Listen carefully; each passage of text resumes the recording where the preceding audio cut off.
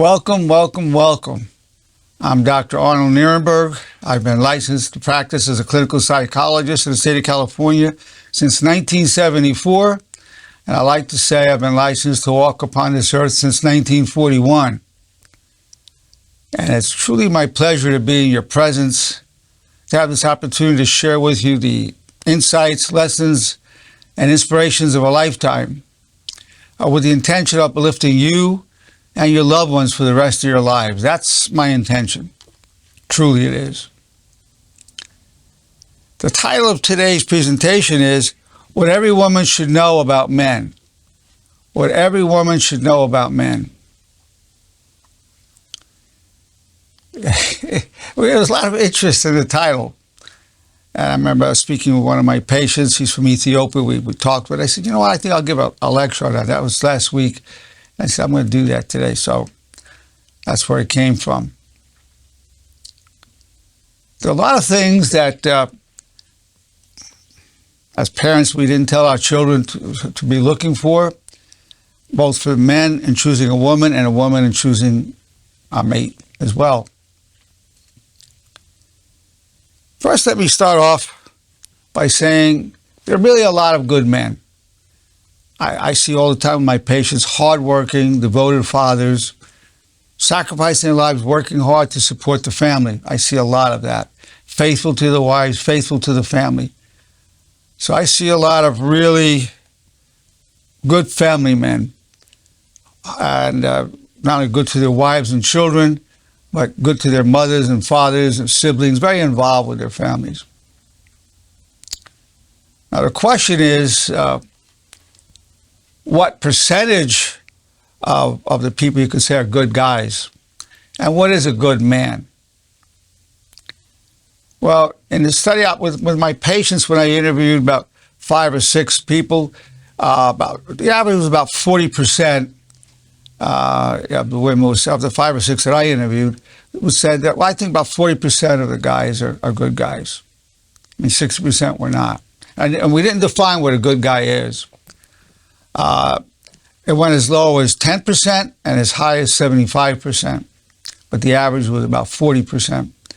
Then my goddaughter Tracy interviewed 25 people, ages 35 to 70, and 46.72 they say of a percent would say men are good. So they say 47% of the men are good. So if you combine the two, let's say overall combining the two studies, say 45%. So women feel that about 45% of the guys are good guys.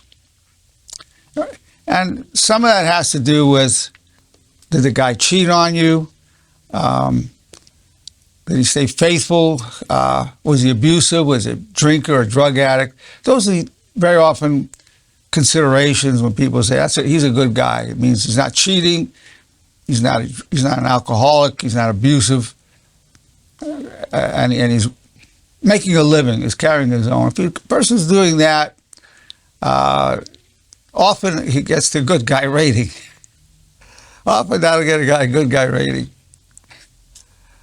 Then, of course, on top of that, a woman may really like him and love him, but just because he has a good guy rating doesn't mean that it's the intimacy is maybe what a woman wants, the deep talking, the attention she needs. That's another story. But the guy get a good guy rating just from those other factors.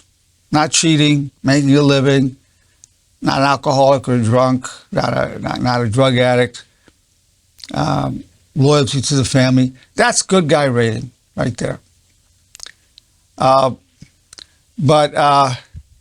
love of my life ratings is another story. But we're not talking about love of my life. We're talking good guy, bad guy.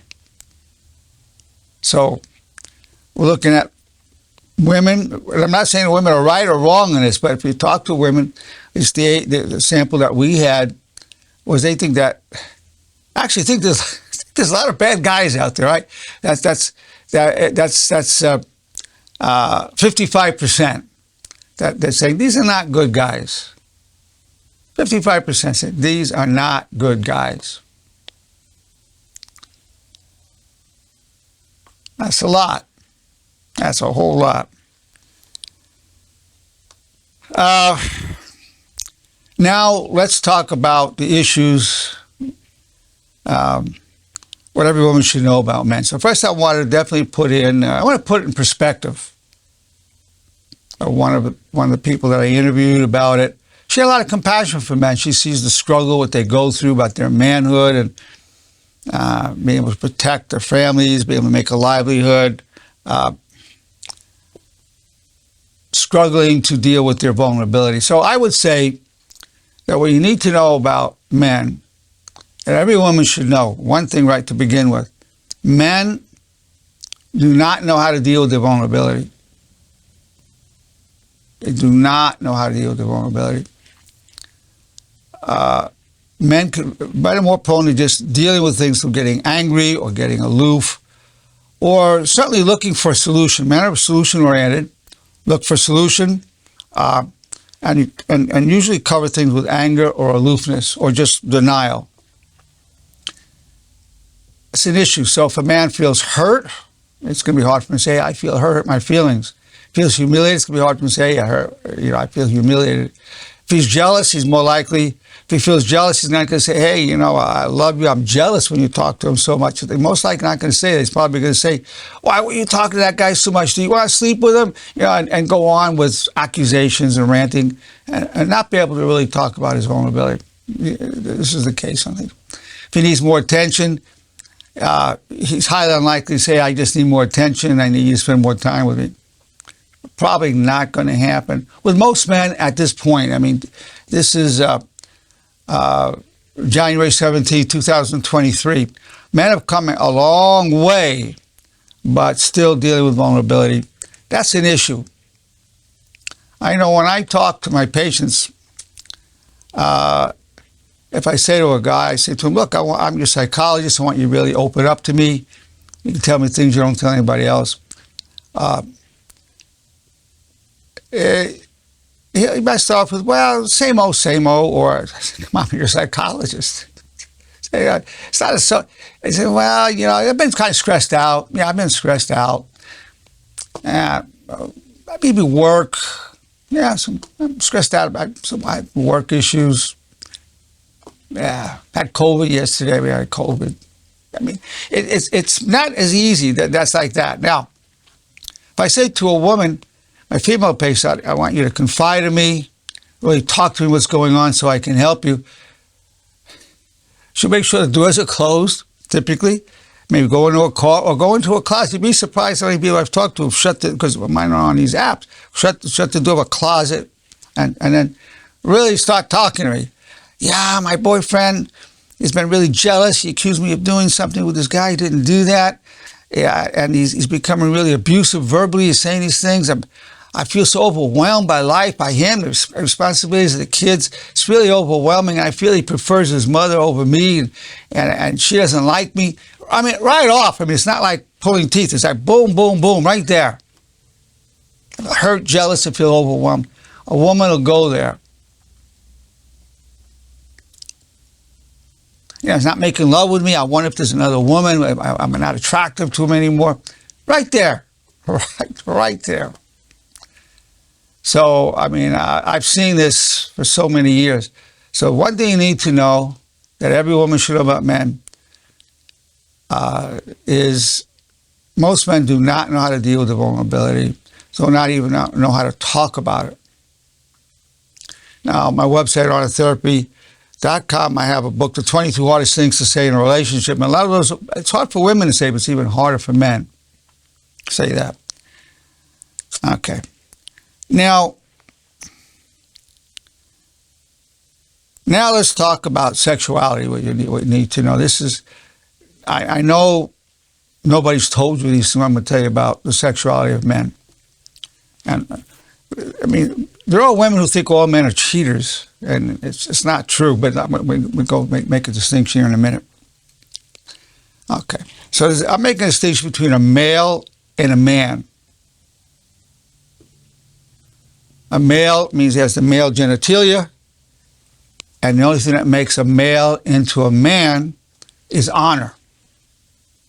We have a whole system of honor, the 4 commandments of honor, the bridge, the supremacy of honor code.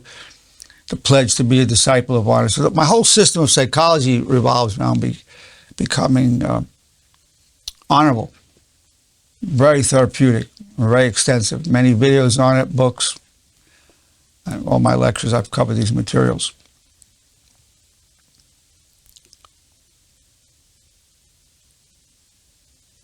Now, so I'm going to talk to you about males, and then I'm going to talk to you about men. Now, I like to bring up the cow study because it's very true about the male human species as well. So in a cow study, if you have a bull, you bring in a cow that's in heat, and you bring them together, he mounts her. No surprise. Now, you bring that same cow the next day, he will not mount her. You bring another cow, a new cow in heat, he'll mount her. So you see from this study that there is within the survival instinct for the DNA to survive in the male, it's not man, so the male psyche is to spread that seed for the survival of his seed, for his DNA. Two main drives in terms of the material, physical reality are survival and reproduction. And reproduction is a type of survival. It's the survival of the DNA. Two main drives in the material, physical world for all animals, including the human, because the male, so it's the male animal, and then we have a man which goes beyond that. Survival, reproduction. So every male has that. Every normal male has that. He may or may not be aware of it. Usually, or might be repressing it, but it's in the DNA. The survival of his DNA. It's in his DNA to be that way. That's that. And most women don't know that. So what that means is, if there wasn't any understanding what it is to be a man or straight, he'll want to copulate with any woman he finds attractive. If he was unrestrained, that would be normal for him as a male. Now, a man, the only thing that makes a male into a man is honor. If he doesn't have honor, that's what he'll do. If you think men are cheaters, it's not true. Males, if they're not men, if they can get away with it, many will cheat. Because they're just governed by that reproductive force, which is extremely powerful, extremely powerful.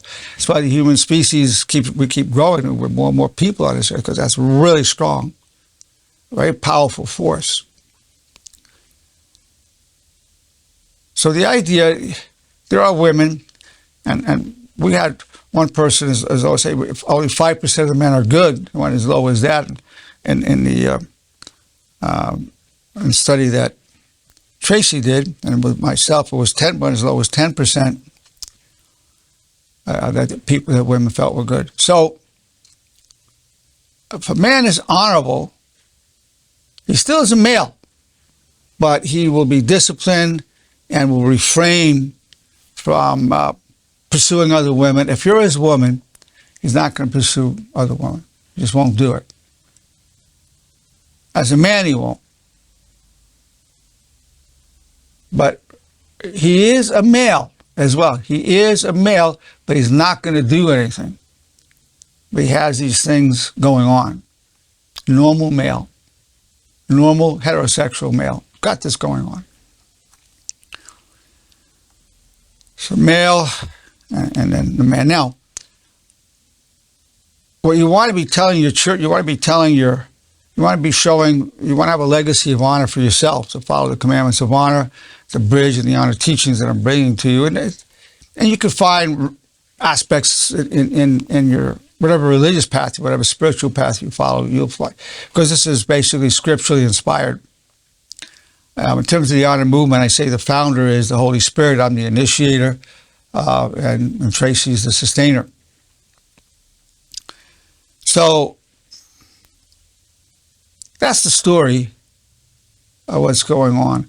but you can trust a man because he's honorable.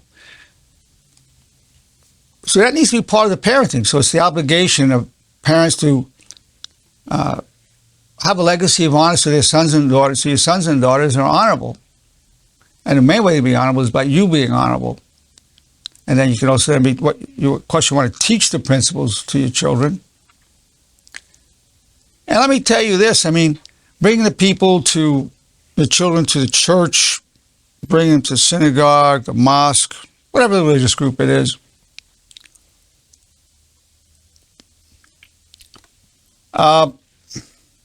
it's not clear that the fidelity is a higher rate there. It's not clear. There really needs to be a focus that on certain principles for this to happen. I don't, for the most part, the rate of divorce in religious people, whatever the religion is pretty comparable to the population at large. So the teachings in all the religions, beautiful teachings, beautiful, but in terms of internalizing it, that's why we only have 4 commandments of honor, one bridge. Right? The bridge is what's the most honorable thing to think, say, and do. Where honor becomes the main factor in life for all decision-making. What's the honorable thing to think, say, and do?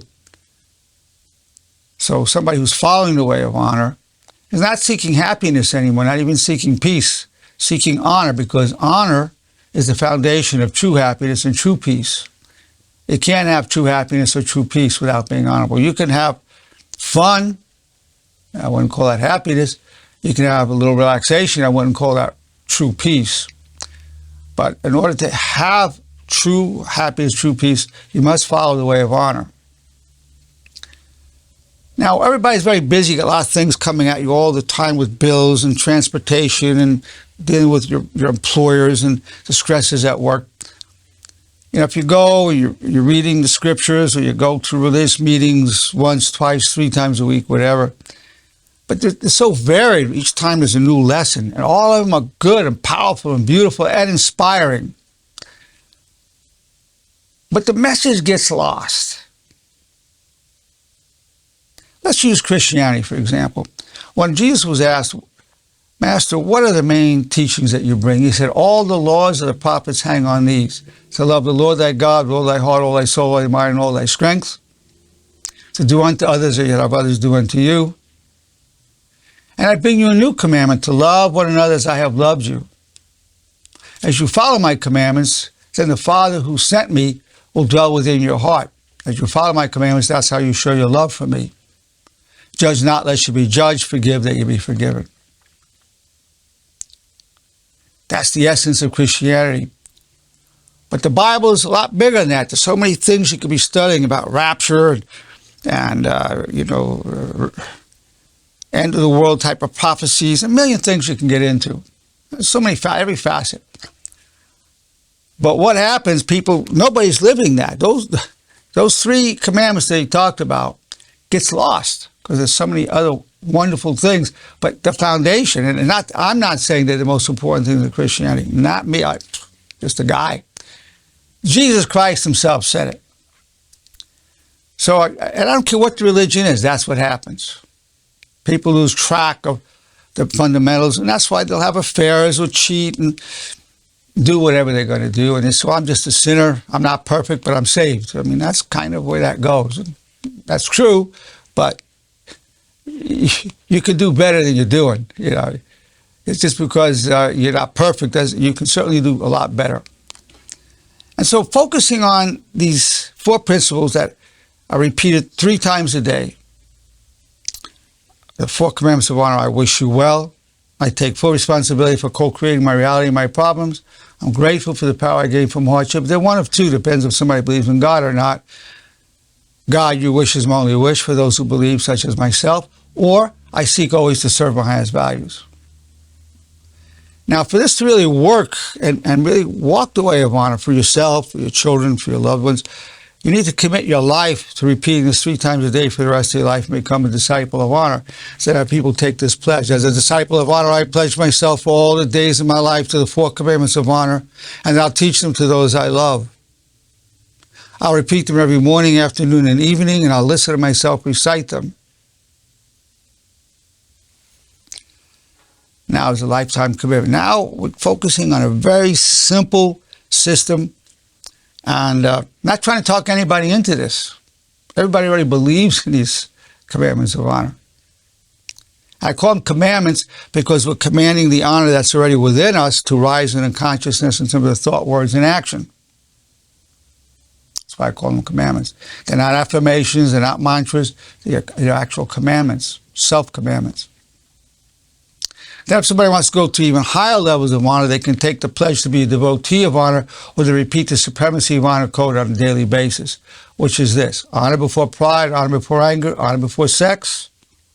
There you have it. Honor before sex, honor before money, honor before fear, honor before everything, honor before life itself. It's not just as a statement of your priorities. And when people take the pledge to be a devotee of honor, they're agreeing to repeat that once a day for a lifetime.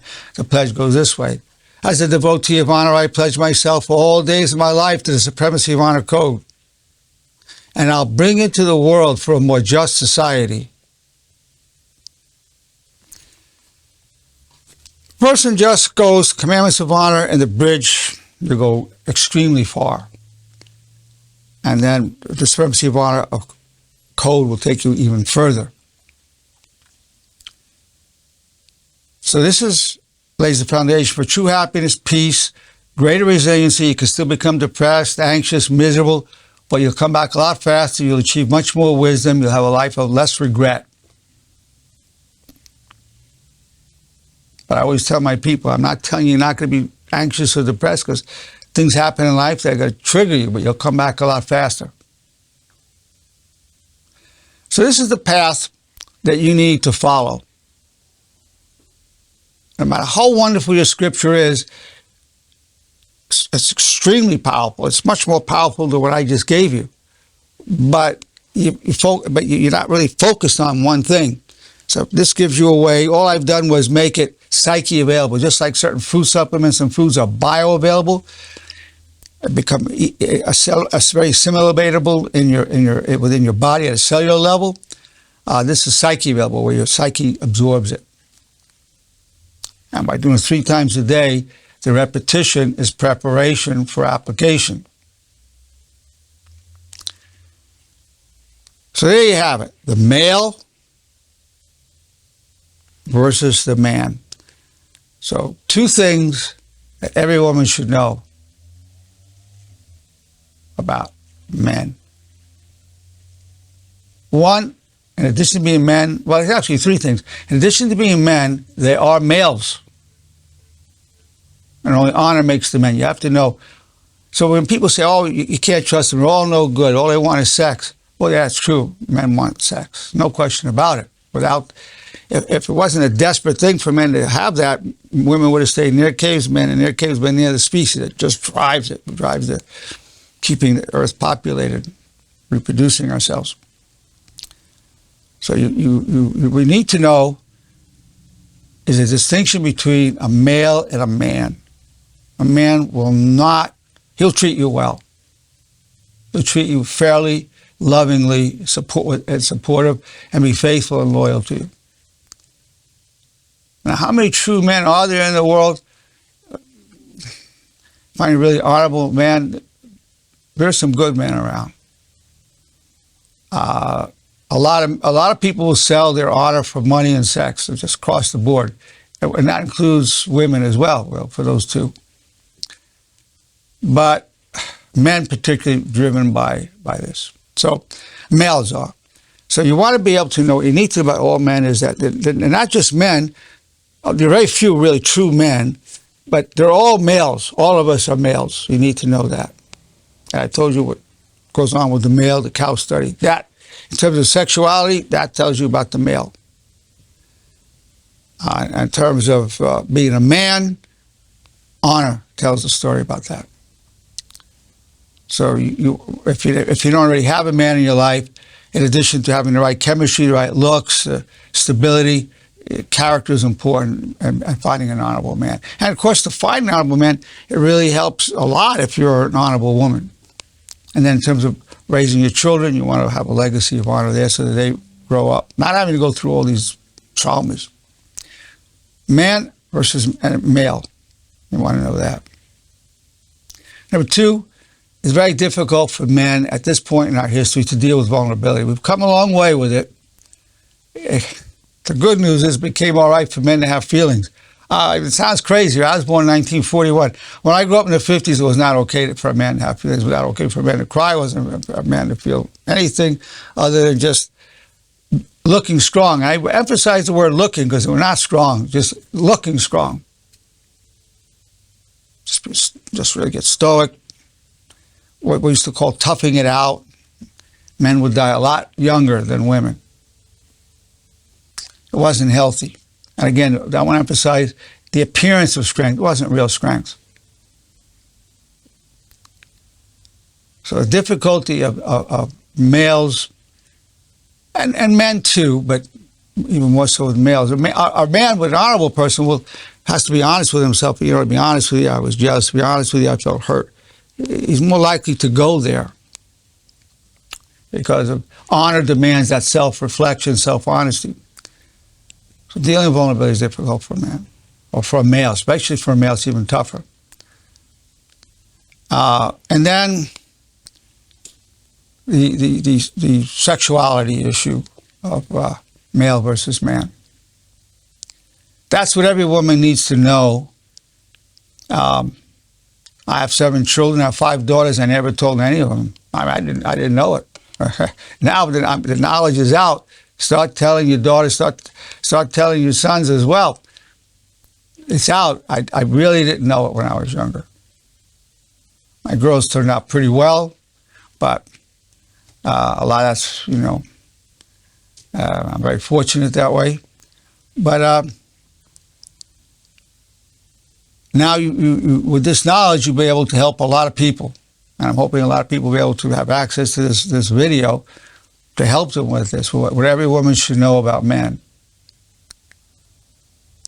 The full title could have been what every woman should know about men and males, but I kept it short. Now, I'm going to open it up and just get some feedback from our female audience. Kimberly, what are your thoughts? I actually want to hear what everyone else has to say before me, because I'm a little confused on the topic. Okay. Just because I guess I have a different thought process. So I just want to know, just to kind of, Okay. Thank you. Yeah, Tracy, you did that wonderful study with 25 women. What are your thoughts, Tracy? I was, I guess, a little surprised at some of the percentages, but What surprised you? I guess, with the average being about 47%, to me, I felt like, wow, some of these women think it's about 70%, which is good. I mean, it's your perspective. Some of them ask me, well, what do you define as a good man? I said, what do you define? You don't have to tell me, but what do you define? Because my perspective could be different from yours. Yes. I said that I'm basing my percentage on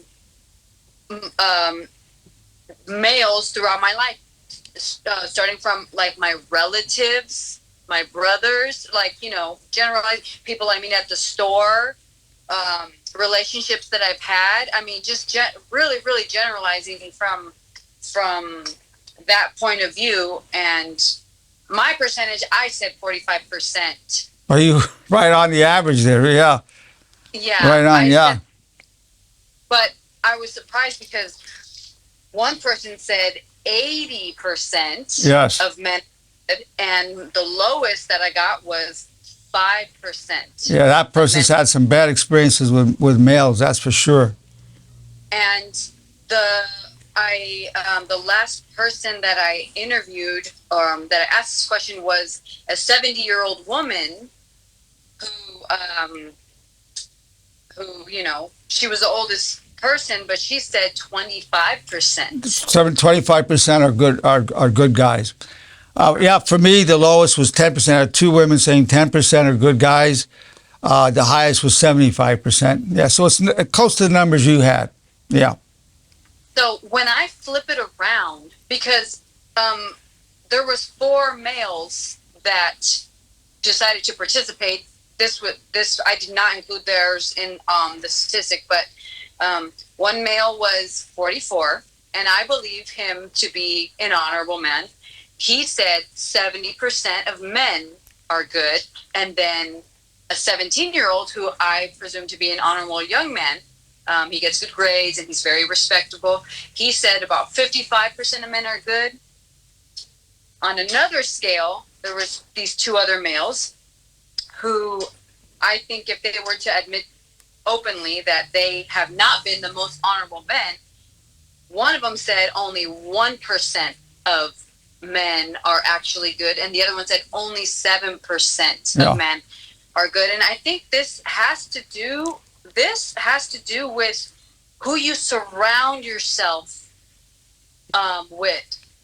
So if you surround yourself with other men who are not honorable, you're going to think like, man, no men are good men. But if you surround yourself with men who are more honorable, you're going to think, you know what? There's a lot of good men. So it really depends on like your upbringing and who you surround yourself with. Well, yeah, you know, but yes, and the bottom line is that on the average, women think 55% of males are not good guys. 55%, over half the male gender are not good guys. I'm not saying it's true or not true, and we haven't even defined it.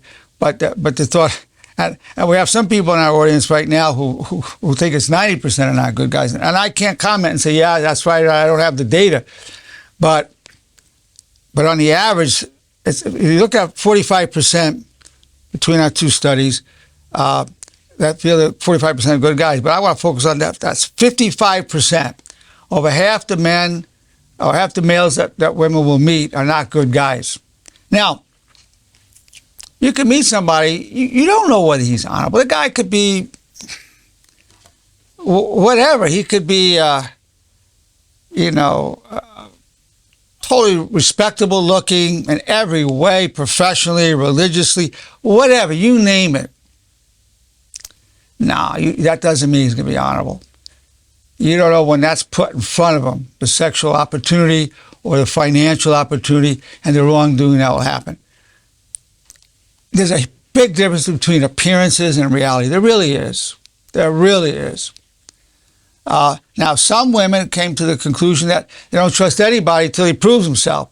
And then some women say, I give everybody the benefit of the doubt until they show me otherwise. Whatever. But I can only tell you this. You cannot go by the appearance. I can tell you that. So if you're single and you're looking for an honorable man, that takes time. I mean, you don't know. You don't know. You have a lot of people who are big God talkers that do all kinds of things. All kinds of things. People who are not God talkers who do all kinds of things. You just don't know. There's the rhetoric. Everybody's got good rhetoric. Oh, are you an honorable man? Oh, yeah, I'm an honorable man. Are you a good guy? I'm a good guy. I'm a great guy. I mean, are you faithful? I'm very faithful. I mean, it doesn't matter. I mean, it doesn't matter what they're saying. And I'm not saying they're lying. I'm just saying, all right, that's a good start. He's at least saying these things, but what's he really doing? Can I interject? Yeah, please. So I was also thinking about a man could, or a woman, but a man could appear honorable, hardworking, and, all of the above, but they might be disrespectful to people. They might not be, they can be like, oh yeah, he seems like a good guy. He's clean cut and this, that, and the other, but he's not respectful toward others. He's rude. He thinks he's like kind of self-righteous. But I think that if it was switched, I think that men would give women a lower score. That's another study, but Yeah. maybe so. But all I could say in terms of practical advice, you really got to get to know somebody. I mean, you know right away the chemistry is good. You like the personality, the talk. You know, you like that. You like the way he looks physically. You feel attracted, and that's good. You need that attraction. That's very necessary. But whether that person's truly honorable or not takes a while. That takes really getting to know the person's character. And really, that at least needs to be told to your children. The character matters a lot. Nobody told me character matters a lot in choosing a woman. I don't know if anybody told young women when they're growing up. Character matters a lot. You want good looking, makes a good living, hardworking, but character matters. You want an honorable man. I think it's a very, very, very small percentage of women that's ever heard something like that. And I'm not saying that you can't find an honorable man. I'm just saying first appearances don't mean anything. I'm 81. I'm going 82 years old. I'm not saying you can't trust anybody. I'm a very trusting person myself. But it does take time. There's no way around it. It's going to take time to know the person's character. And if you get too attached to them before you know that, then when you start seeing the cracks and the flaws of the character, and you see some really serious ones, you're too attached to even think straight about it. You're too involved. It'd be difficult anytime you let yourself get that involved, romantic involved. So it's something to take into account. I'm not prescribing to you anything other than teaching yourself and your daughters that character matters and you want an honorable man.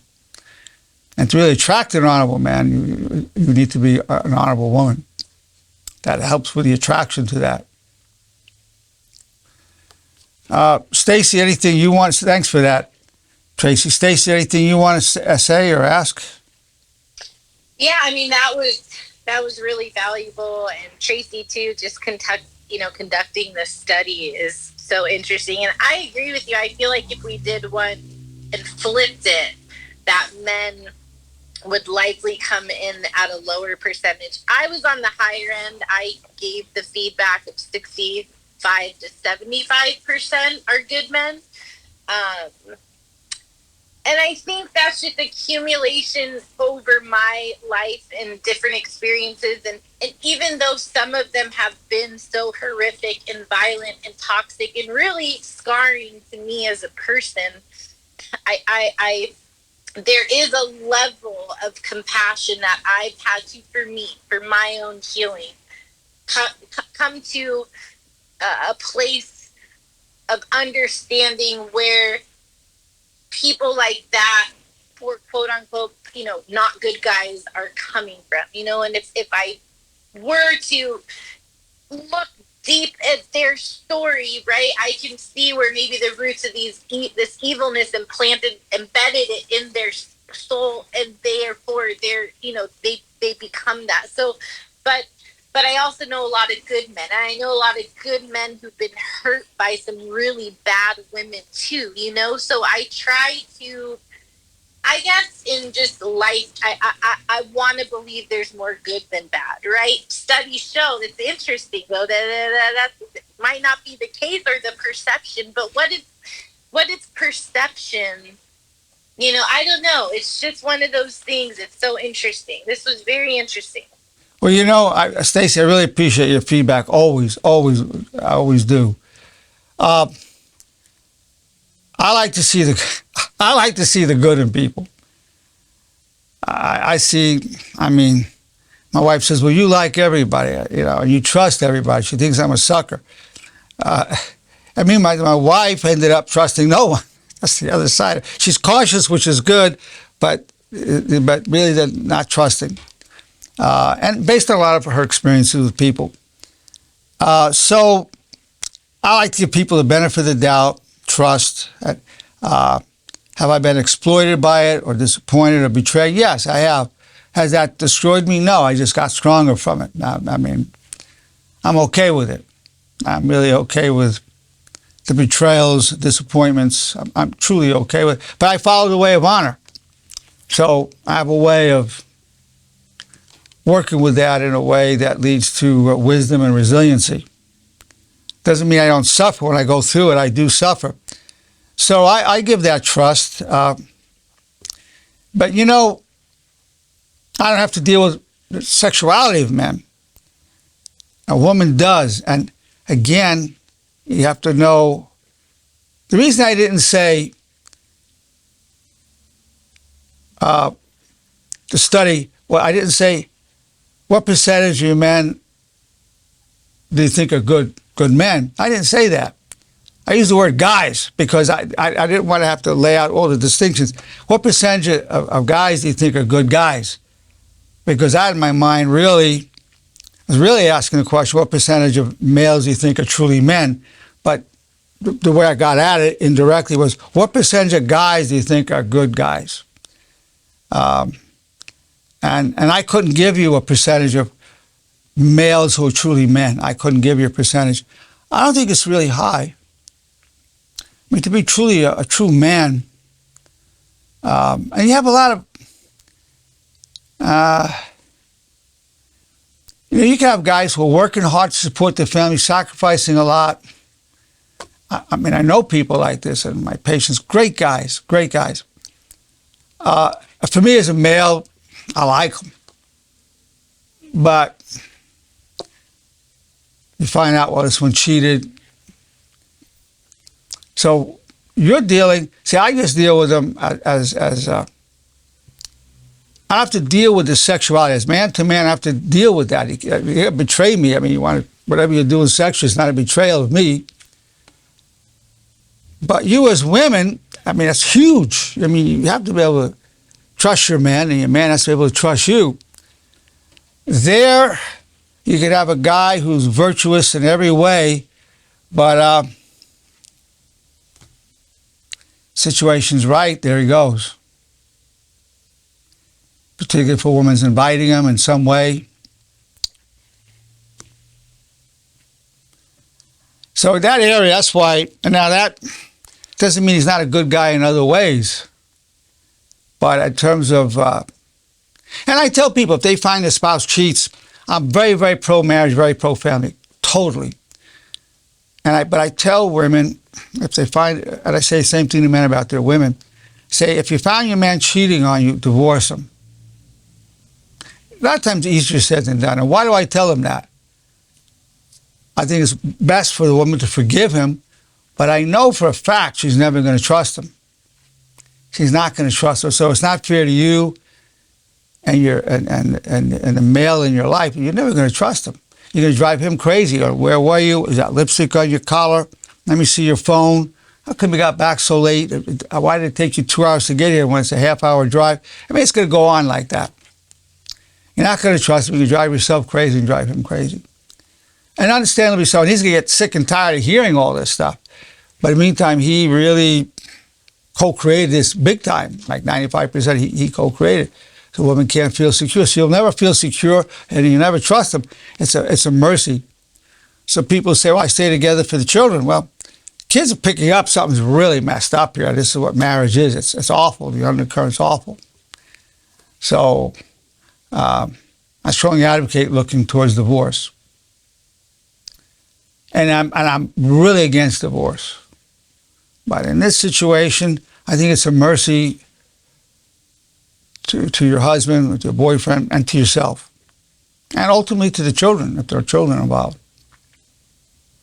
In that circumstance. Not because you don't forgive him, but because you're never going to trust him. That's serious. One has to do with something happened in the past. It's over with. The other has to do with the future.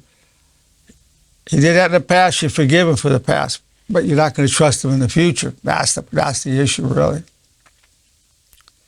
And again, he could be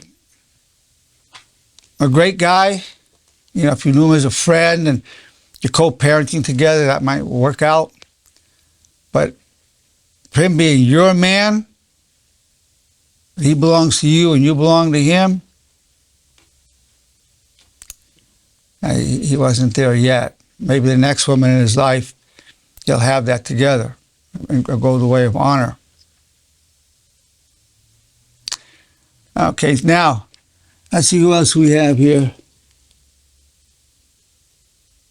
Oh, Bernice, okay. Bernice, what are your thoughts and questions? I find this very interesting, and I like how you opened the discussion up for us to answer previously before the video. And I'm, true to my kind of fashion, I didn't give like an exact number because I feel like it is about like an individual and, who you surround yourself in your environment. And, it's not super clean cut. So my answer was like, it's not. It depends on like situations, who you're around, the culture, different things in your environment. So I think it just depends. But I found that data really interesting that Tracy brought forward. I was like intrigued. I was like, what? Like, this is crazy. Like, I wanted to know more. I was like, who was asked and, what was the percent, and, what was the population and what are their backgrounds? Where do they come from? But, well, Tracy can answer that for you if you like. yeah, that would be amazing. That's really cool. She's doing her own like research. But what I took away from it, my takeaway from the discussion is, there is a distinguishment between males and men. And I've noticed that it's, apparent, like when someone is evolved enough to be a man and, have honor. But what I feel we can do as women is, I think you touched on it for a moment, was that we have control over our honor. And, although men may try to like take, advantage or, give into their male, biology, I feel like we as women just have to stand in our honor and show them or let them know what we are willing to accept. Well, that's very true. Very, very, very true. Female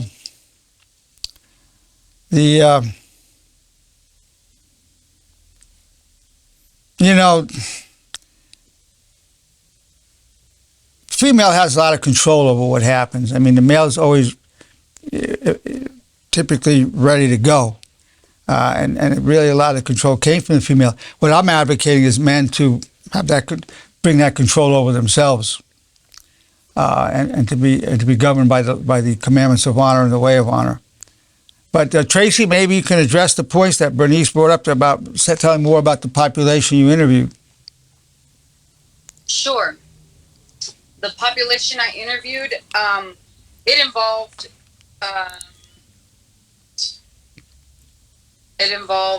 different races. So there was African American, there were many Hispanics, there were Caucasians, and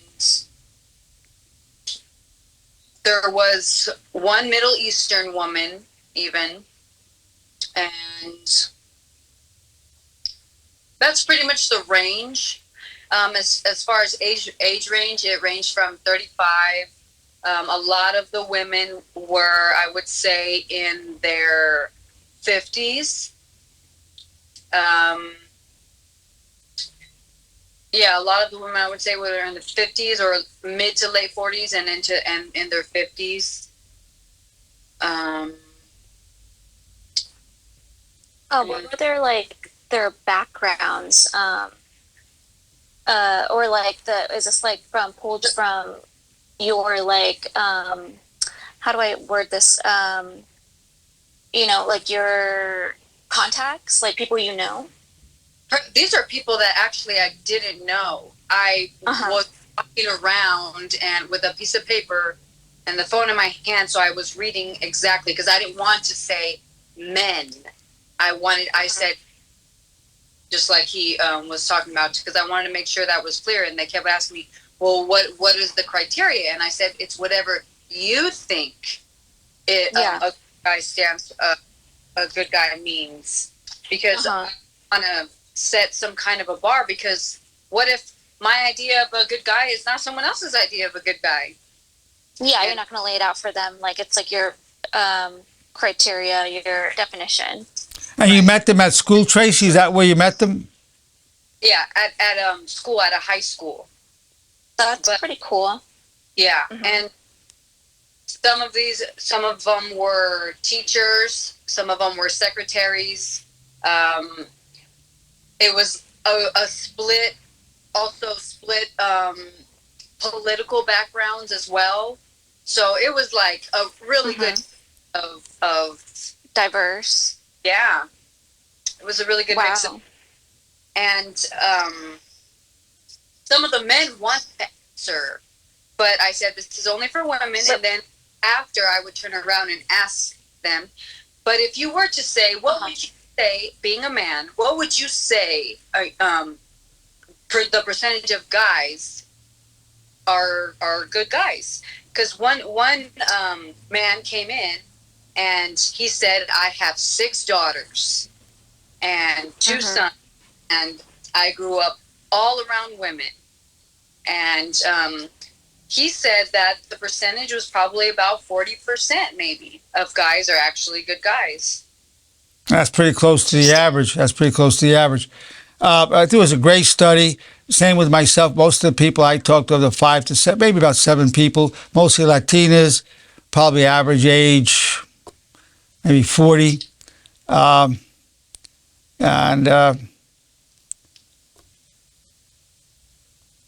It was about 40%. They thought 40% were good guys. But what I want to come to on this, regardless how we define it, still the approach of those 4 points that I made apply no matter how you're defining it. You can't go wrong following those points that I made.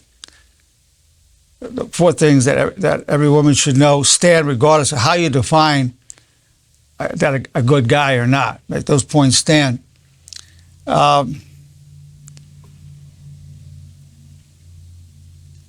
I think for a lot of women, it really had to do with fidelity, but it wasn't specified. It just wasn't specified. That's why I used the word guy. We didn't go into what it was. And so in terms of a study, you probably need to be broken down. What percentage of guys do you think stay faithful to their relationship? What percentage of the guys would you consider hardworking? You'd have to break it down for a really in-depth study. The point is this, though. This is a very interesting thing that we can say. It appears that women are not going to trust most men. I mean, that's one implication of this study. Women are not going to trust most men. 55% are not considered good guys. Not a good guy. I mean, you meet a guy, more inclined to think, well, this is not a good guy. I'm not going to trust him. Unless he shows me otherwise. I think that's one of the takeaways, without even defining it, without going into more details. There's a lot of suspicions about guys from women. A lot of suspicion, well-founded, but it's really divisive what's happened. When you then be suspicious of 55% of the population of males, it's a lot. And I'm not sure what's created that, because there's been a lot of betrayal. But that looks like the reality. That looks like one of the takeaways. Yeah, Kimberly. Okay, so I think I'm ready to start. Yeah, and I know your attitude about this, so let's share it. Yes, yeah. So, so I'm one of the ones that said 10%. I know. Yep. Like, a little confused, because it just, I guess maybe by experiences, but it's just kind of weird. It's just like the men that I've been with, right? From different backgrounds too. They've all come to me with, they've been hurt, and they've been with women that have taken advantage of them, that they wanted them to pay for everything, and that, like all this of that, I make the full package, and I don't know what, and then they turn around and do the same thing to me. So that's always been very confusing to me. I'm like, okay, I'm like here saying, yeah, well, I would never do that because I have a lot of uncles, and they're like, I don't like gold digging girl or what, whatever other names you would call them. But and I would be like, I grew up kind of thinking like, I don't want to be that type of girl. I want to be able to, hey, let's go half on half. Let's help each other. And they've always just done that. So it's just for me, it's very hard to really understand and get away from that. And another thing, so at work, there's different types. I mean, I work with so many men at work. And there's like two different types of men, almost three, but we'll get to that in a bit.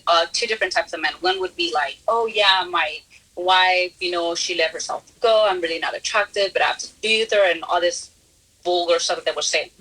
And then you're talking about some men that they don't say anything, that they're very respectful, whatever. There's this one man in particular that was very, and I think I talked to you about him, that he was the one that wouldn't say anything about his wife, whatever. And one time I asked him, I was like, you really have a lot of respect for your wife, and I appreciate that because he's not like with those guys talking crap about their wives. And he would be like, well, my wife has done a lot for me. She put me through some school. She used to support me. She raised my kid, put her through college, whatever. Like, she was a great woman. And I was like, wow, like, that is amazing that you have so much respect for that, for your wife. But now, that was that one guy that's been trying to sleep with me for the past 10 years. Yep, there you go. When you really think about like, wow, finally there's someone, and then that happens, it's like, dude, Well, that's the point. But I'm just, you know what I mean? It's just, I hear it all around. And it's not that I want to surround myself, but that's where I work. And you hear them just, and it's just, it gets to me a lot with the men I've been with, and with all the men I work, almost like all of them are always either like flirting or trying to sleep with other girls or saying stuff, and it's just like, I don't know. It's too much. It's those. That's the male, and now that is a normal male. They're not men. They're not governed by honor. That's a normal male. Every male has those kind of dynamics. The cow. The bull will mount that cow and heat once. You bring a second time, he doesn't want to mount her. Bring a new one, a fresh one, he'll mount her because to spread that seed, that's operating. But a man can discipline himself and go beyond that. So, but that's what I was saying. People could talk whatever, and then you don't know their character. And then you found out his character. He starts hitting on you. Even though somebody at first you go, wow, I respect. He's so respectful. This is a true man. And then you find out, here he is hitting on you, and for 10 years coming after you. So I'm saying, but you did find out his characters. It took a while. How long did you know him before you understood that in his character?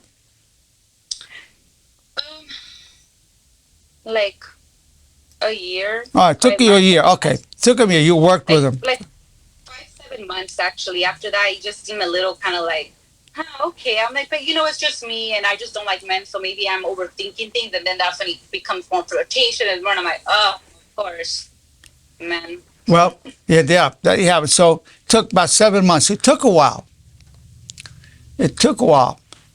Now, that's what I'm saying. It takes a while to know the character of the man you're interested in. In this case, you weren't interested in, but it was somebody you worked with, and you admired him, respected him for the kind of what you thought was a man.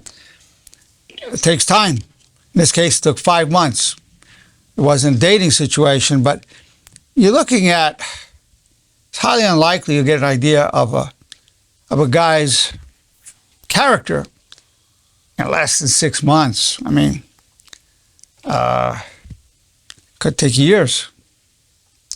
But to the extent I work with them too. That's why you're around them a lot. It was 8 hours every day. Yeah, you're around them a lot.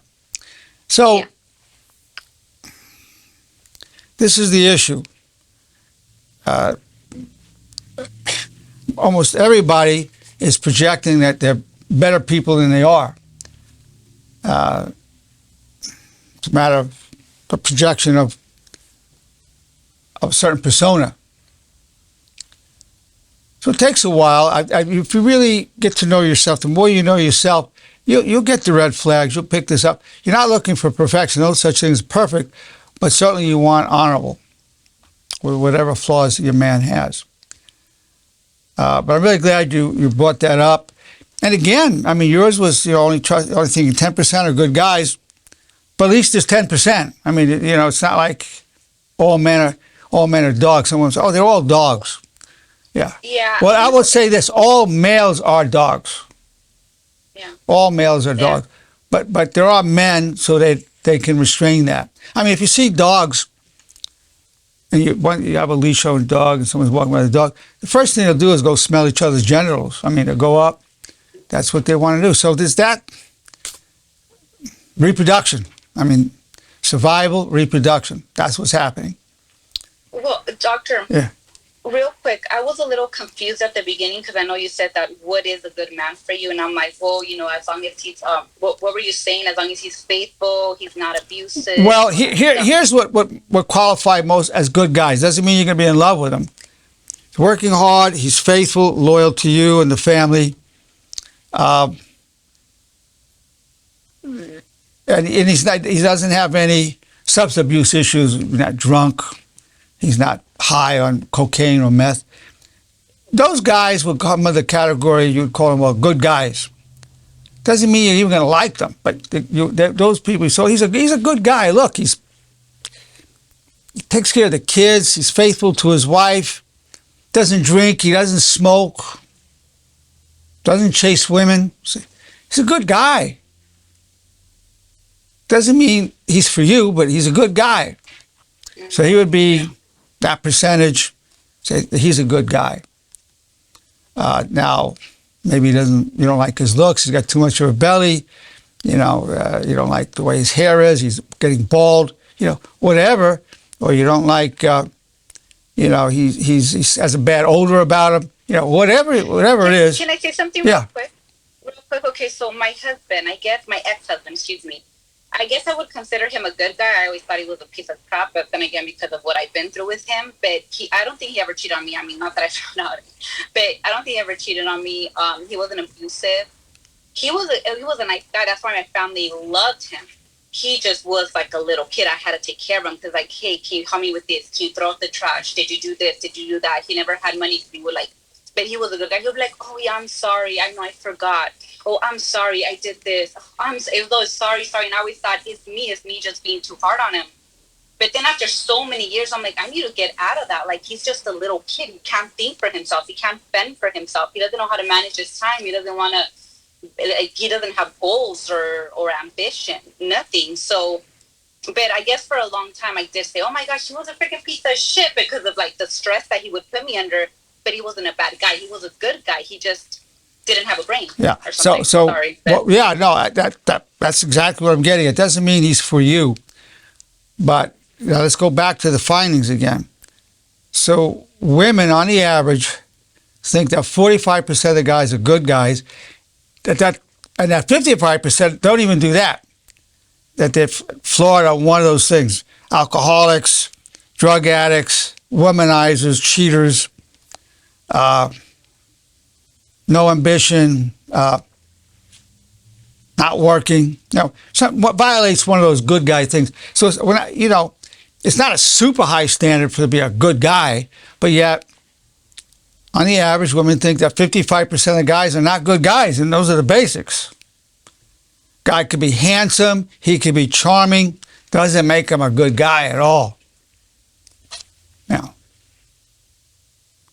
it's good. You want a guy that you feel attracted to, is handsome, charming. You want that, but doesn't make him a good guy, and it doesn't make him a man either. Does not make him a man. That's another level. So every woman should be aware of these distinctions that I've made, the 4 distinctions. Yeah. Now, there's a young lady here. Is there anything you'd want to say or ask? I'm just kind of listening in, and my perspective in life, it's a little different. I was raised with a father who, parents are divorced, mom's remarried to a wonderful man. I mean, he's amazing. But my dad is the one that raised me, and he was a little chaotic. He was a man, and he was honorable when he sobered up. And when I was a teenager, he told me, never trust a guy. No matter what, they always want to get in your pants. That's like what you said, like human nature, like No, that's the male. Every male would want to get in any attractive woman's pants. Absolutely, that's the male. so learning that from probably the 6th grade is when he had the conversation with me, and being raised that way, I kind of didn't trust all guys in general. But now, as the decades have gone on, and I feel like every decade when I grow older, I change as a person. And so now I'm looking for something in a partner that is equal to me and where I'm at, my mindset now. So I have, maybe there's a lot of scumbag guys out there who aren't the right fit for you because they don't match your mindset. So it's finding that person who matches your mindset and matches you. And I think when you love yourself, you'll find somebody who loves you too. Well, you can find a guy. I mean, a lot of cheaters will claim they love their wives. I love my wife, but the male is very powerful in him. He's not really a man. Doesn't mean. What happens when, say, the wife becomes the nagging wife who's always like, you didn't do the after I cooked all the He could say, I'm not appreciated. I work hard. My wife doesn't appreciate, doesn't cook for me, doesn't do anything with me. I think it goes both ways. Yeah, I'm not saying she's a good wife. I mean, if he wants to divorce her and then have another woman, that's up to him. But being married and then doing that, well, I'm not going to fault him. I'm no one to judge him, that's for sure. But there are always these circumstances. I mean, a lot of times when people cheat, they have a reason. When cheating and sexuality, they always have a reason. My wife was this. In fact, she was only giving me sex once a month. I just, as a male, that wasn't enough for me. Always something. And women probably feel ignored by their husbands, and they have those same, like... Yeah, I know many. I know cases where these guys were driving truck, no life, worked all day, 12-hour days, exhausted, come home, watch the TV, eat, go to sleep, same thing the next day. And their wives get to feel abandoned. The family doesn't appreciate what he's doing. They feel abandoned by him. He's never there, an absentee husband and father. And the wife, a number of cases where the wife ended up cheating. I mean, just she needed attention, she needed some love. And the guy's killing himself for the family, but wasn't appreciated, and that happened. So, again, there's always all these complexities, but the distinctions stand. Males, what you need to know about males that don't know how to deal with the vulnerability for the most part. There's a difference between a male and a man, and a male wants to do what he's going to do as a male, and a man will restrain himself from that. And then the other points that I brought up about the points that every woman needs to know about guys.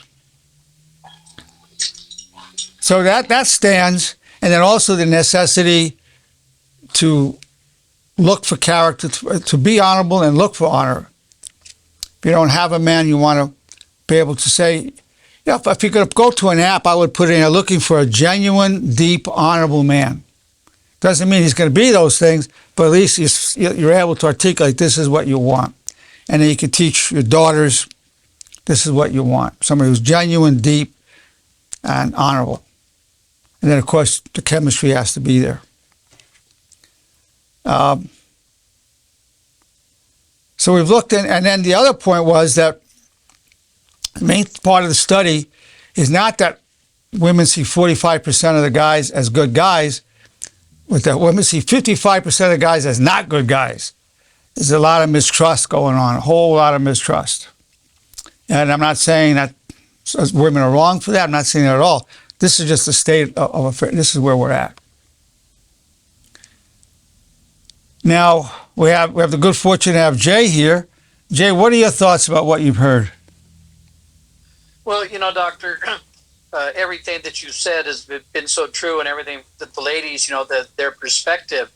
You know, we're born male. We're taught to become a man. You know, there's a huge difference, as you alluded to earlier, between a male, a guy, and a man, a true man. You know, if you live with honor, you can teach yourself. But so much of it is society teaches us how to become better people, not just better men, but better people. I personally think that the 45% of being good guys is generous. I mean, me being a guy, sitting around with my friends who appear to be good people, good men, they're all talk, not they all, but a higher percentage talks about doing this and doing that, which I don't consider honorable. So I think it's really probably more like 30% of men are good men. And there's quite a difference of being a good guy to your buddies and a good guy to your partner. There's a huge difference. Huge difference. As a matter of fact, Jay, always your good points. As a matter of fact, born in this country, a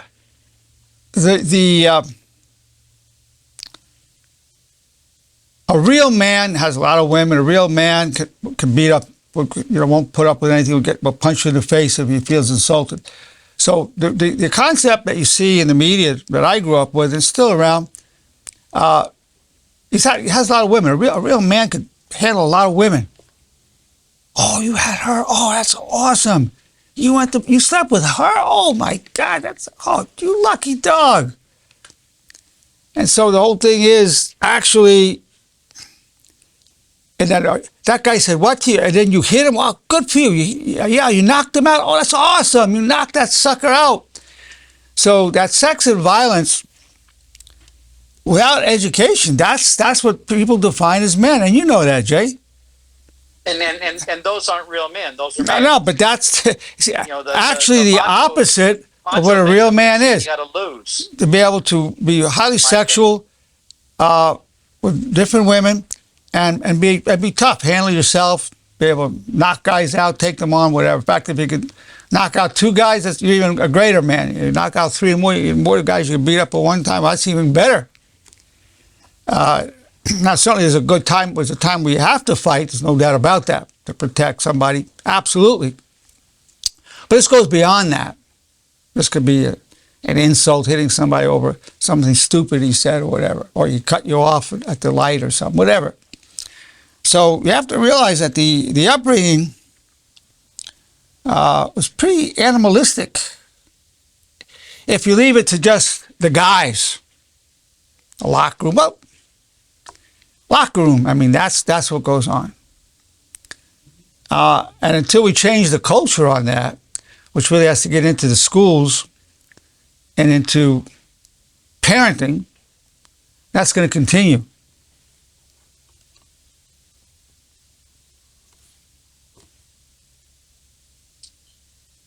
That's going to continue. And if it continues, then you're going to have where women don't trust 55% of the males. It's not a good situation. Any other comments or questions before we bring this to close? It's been wonderful what everyone's saying. Your contribution, just wonderful. I do want to jump in real quick. I love, Jay, that you shared and gave your male perspective also, with the doctor, because it's so helpful to hear that. And I do like how you said, society kind of tells you how to be a man, but really it's you that makes the choice to become a man. And I want to believe that's true. It's a choice of the male to become a man and live with honor. Just like for me, right? When all doors close and nobody's looking, who am I? That's right. It's the truth. I mean, and I know who I am. I know that when my doors open or close, I'm the same person. But that's what I look for, And it's hard, though. It's hard. But you can't test people. I mean, and not to say I'm a very trusting person. I'm not. But I lived so many years being so mistrustful that and I'm still single. Guy has never been married. Okay, so that's not. I don't want to be too much of that either. I don't want to be a too much, rose-colored glasses, but somewhere in the middle. Which is funny that that's what the data shows. I had a good point. I know I'm going off on a tangent. Well, I guess I'll ask a question. So, as women, there's wonderful, beautiful women. All of you girls on here, by the way, are so lovely and such good feedback. It's really nice to hear. What would you, other than time, right? Other than us taking our time and carrying ourselves as women with honor and doing that whole thing, what is there any other way that we can, increase our spirit of discernment when we're, weeding through the whackers? I don't know. I'm just saying.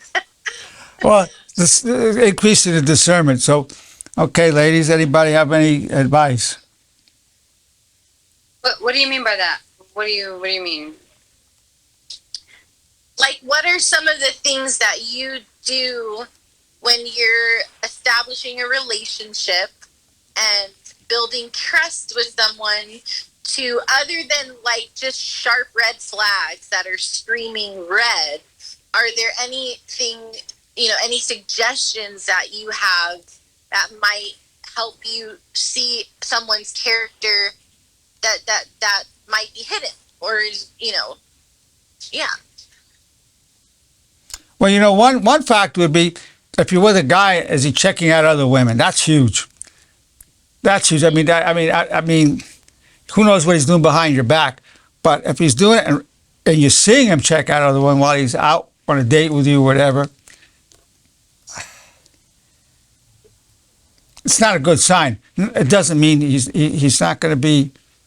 You can't come to a firm conclusion, but you're looking for signs. Does he check out other women? That's huge. Yeah. Kimberly. One thing that I look at, and I feel like it has helped somewhat, I notice the way he treats his family, how respectful he is towards his mom, his brothers and sisters, how close he is with them. If he kind of like talks crap about his exes and goes on a rampage, and you're like, you're probably gonna do the same with me if we break up, or, I don't know. That's one thing that I look at a lot. That's good too. Yeah, thank you. Anybody else have? Those are great points, Kimberly. Anybody else have any points you want to share in response to Stacy's question? I just wanted to touch on what Stacy said. Yeah, like all of us women, and even Jay, I really appreciate his input, and it's just so eye-opening to see the matter from other people's viewpoint and their experiences. But yeah, I think you guys are all great too, and great input. But what I think is super important, and you touched on it, Dr. Nerenberg, was time. Like, time will reveal, who a person really is. Yes, absolutely. I mean, and then paying attention to what you're seeing and not turning away from what is. You'll see a lot of good things. You want to pay attention to that, but some points are. Now, I'll tell you one thing that you could look at. This I'll give you a pointer. Look at the relationship of his parents. If they have a good marriage, that's a good sign. If the father really loves the mother and they have a good marriage, and the mother loves him, you see a good relationship. That means most likely he's had a good role model. There's no guarantee, but that's a good sign. The other thing is, look at the kind of man the father is. Most likely he'll be like him. Most likely. Sometimes they're more like the mother, but most likely he's going to be like the dad. He's going to look like the dad, most likely. And he's going to have, most likely, the personality and character of the dad. Most likely. In most cases, that's who the son becomes the father. So as a good rule of thumb, when you meet his parents, get to understand that relationship. We can even ask him, hey, tell me about your parents, what kind of relationship they have. That'll give you insight. It's not a surefire thing where you can make a definite conclusion, but just in terms of collecting your thoughts about this gentleman, that's important. That's good. Well, it's been certainly, I mean, educational, delightful, and inspiring to hear everybody's, I mean, amazing input. And then we'll have this video. I'll be sending it out, and hopefully this video can help a lot of women, and indirectly in a way for men, because when men understand what women or males understand why women are not trusting 55% of us, this could be a good eye opener for guys. So it's something good in one way for women, but it's really good for guys to say, oh, here are the issues. Here are the issues that you're going to have to deal with, and what you need to do to get past it. Well, again, it's been my pleasure and my privilege and my enjoyment to be here with you. I'm discussing what every woman should know about men.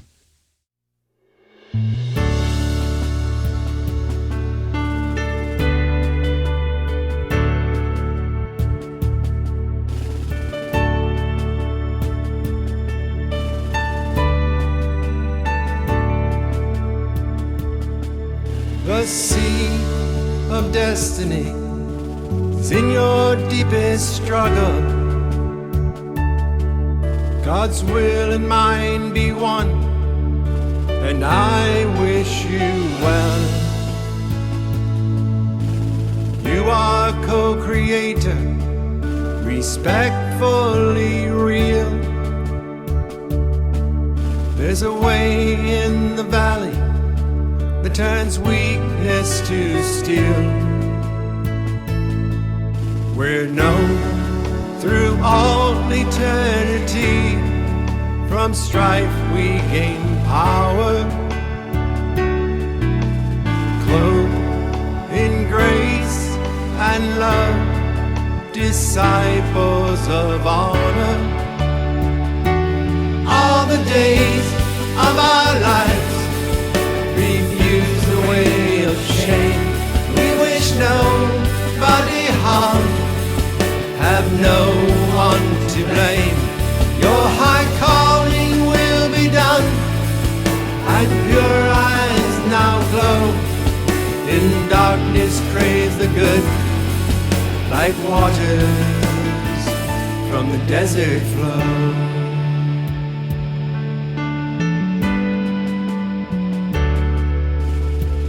I pledge my love all the days of my life.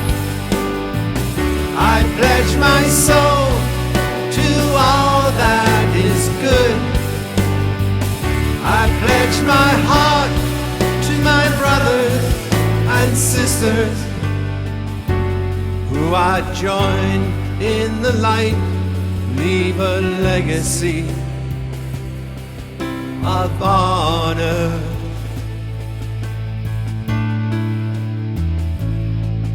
We're known through all eternity. From strife we gain power, clothed in grace and love, disciples of honor.